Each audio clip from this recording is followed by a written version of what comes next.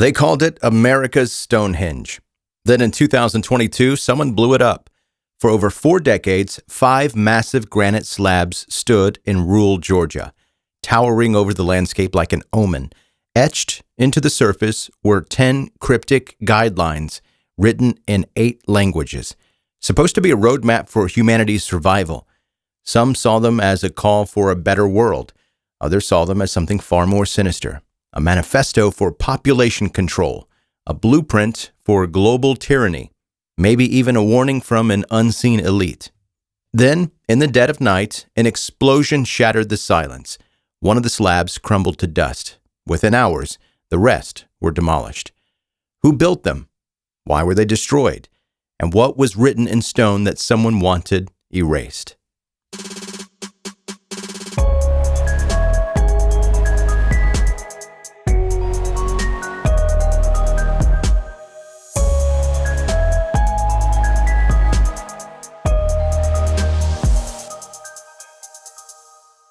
In June 1979, a well-dressed man walked into the Elberton Granite Finishing Company in Elberton, Georgia, a town that proudly calls itself the granite capital of the world.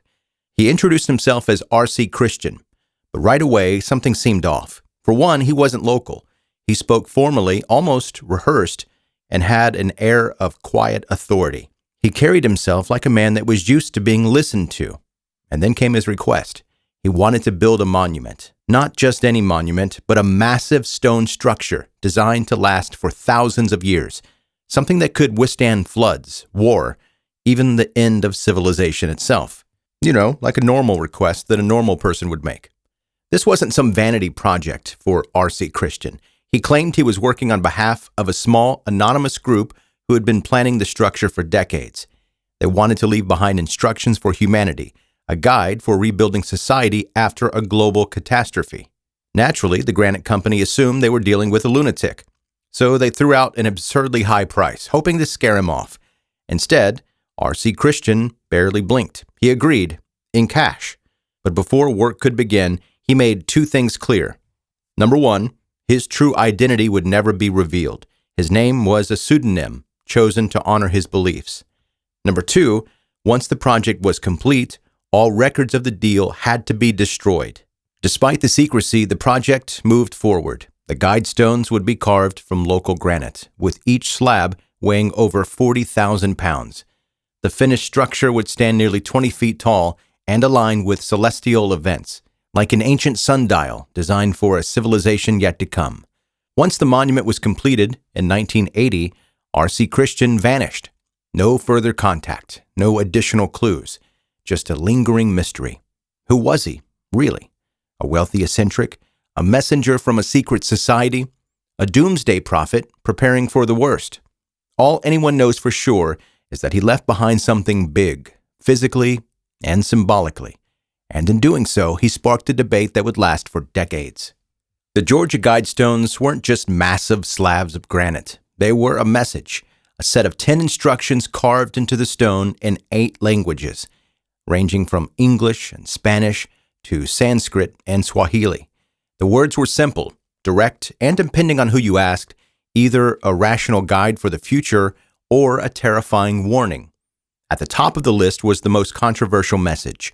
Quote, maintain humanity under 500 million in perpetual balance with nature. To some, this sounded like a reasonable guideline for a post-apocalyptic world. If civilization had collapsed and survivors needed to rebuild, keeping the population sustainable made sense. But to others, it was a chilling endorsement of mass depopulation, suggesting that humanity was already far beyond the acceptable limit. If the world had to be kept under 500 million people, what did that mean for the other 7 billion currently alive? Then there was the second directive. Quote, guide reproduction wisely, improving fitness and diversity. If the first rule raised eyebrows, this one set off alarms. Who exactly would be in charge of guiding reproduction? The phrase improving fitness had an eerie resemblance to eugenics, the belief that certain people should be encouraged to reproduce while others shouldn't. Given the 20th century's history with forced sterilization programs and genocide, this wording felt a little too close for comfort. But it wasn't all about population control. The other guidelines promoted things like world unity, reasoned laws, and environmental stewardship. One urged people to avoid petty laws and useless officials. Another encouraged balancing personal rights with social duties. And yet, even the most benign rules had an unsettling vagueness to them. They read less like practical advice and more like the doctrine of an unseen ruling class. Beyond the words themselves, the monument was designed with an almost obsessive level of precision. It had built-in astronomical features, including a slot that allowed the sun to shine through at noon, marking the day of the year. Another hole in the stone was positioned to always align with the North Star. These weren't just random details. They suggested that whoever built the Guidestones cared deeply about celestial events and maybe something more symbolic. Some believed that the stones were simply a utopian vision, an idealistic roadmap for a future where humans lived in harmony with nature. Others were convinced that they were something far darker. If these were truly meant to be instructions for a post-apocalyptic world, then the real question wasn't just who wrote them, but who were they written for? The Georgia Guidestones were meant to last for thousands of years, but the moment they were unveiled in 1980, they became a magnet for conspiracy theories. The secret behind their creation, the cryptic wording of their message, and the ominous references to population control, none of it sat well with the people who already suspected that shadowy elites were pulling the strings of the world. Over time, the theories surrounding the monument only grew darker. One of the most persistent theories ties the Guidestones to the eugenics movement, the belief in selectively breeding a better human race. The lines about guiding reproduction and maintaining a small global population seem to echo the ideas of early 20th century eugenicists, many of whom had disturbing views on who should and shouldn't be allowed to have children. Some researchers believe that R.C. Christian may have been connected to figures from the American eugenics movement, possibly a wealthy supporter looking to leave behind a lasting ideological statement. Population cap of 500 million?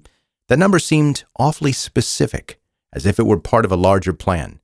Was this a warning for a post-apocalyptic world, or was it a quiet endorsement of forced depopulation?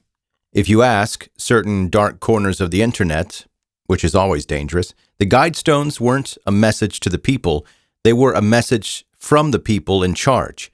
The phrase New World Order gets thrown around a lot, but in this case it seemed to fit. The theory goes like this. A powerful global elite has been working for decades, if not centuries, to reshape the world according to their own vision. A one-world government, a controlled population, and a ruling class that decides who gets to live and how. The Guidestones, in this theory, were essentially a public declaration of their goals. The rules on the stones weren't suggestions, they were a preview of what's coming. The fact that they were carved in multiple languages only reinforced the idea that these weren't meant for one country or one people. This was a plan for the entire planet, plopped down in Georgia, of all places. Some took the theories even further, arguing that the Guidestones weren't just a warning, they were an altar. The monument's precise alignment with celestial bodies, the anonymous backers, and the secrecy surrounding its construction all pointed towards something more ritualistic. The theory here is that the stones weren't just a message, they were a spiritual or occult structure, placed with a purpose. Some Christian fundamentalists were convinced that the monument was linked to Satanism or pagan worship.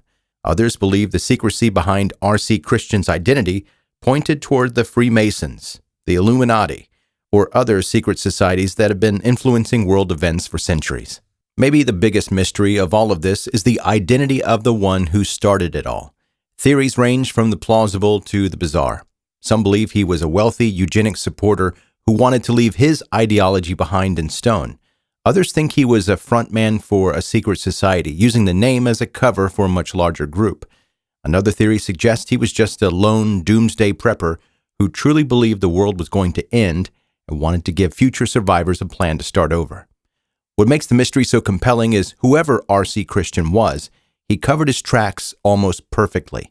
He left no real name, no traceable connections, and no answers. After the monument was completed, he simply disappeared. For decades, the theories surrounding the Guidestones made them infamous. But in 2022, something happened that made them even more mysterious. Someone, maybe someone who believed one of these theories, decided the stones needed to be destroyed, and that's exactly what they did. On July 6, 2022, at exactly 4:03 a.m., something or someone blew up the Georgia Guidestones. Security footage captured a bright flash, a silver sedan peeling off into the night. And just like that, the so-called American Stonehenge was rubble. By sunrise, officials declared the remaining slabs unstable and demolished the whole thing. A monument built to last thousands of years was erased in less than a day. Theories exploded just as fast as the stones. Was it an act of defiance against a globalist conspiracy? A lone extremist radicalized by the internet paranoia? Or did the same shadowy forces that funded the monument decide it was time to clean up loose ends? If the Guidestones were meant to outlive us all, why were they so easily wiped from existence? The stones are gone, the message erased, but the mystery, that's only gotten louder. Thanks for listening to this episode of 10-Minute Mystery. If you liked what you heard, don't forget to hit subscribe now and leave a review. It helps other curious minds find the show.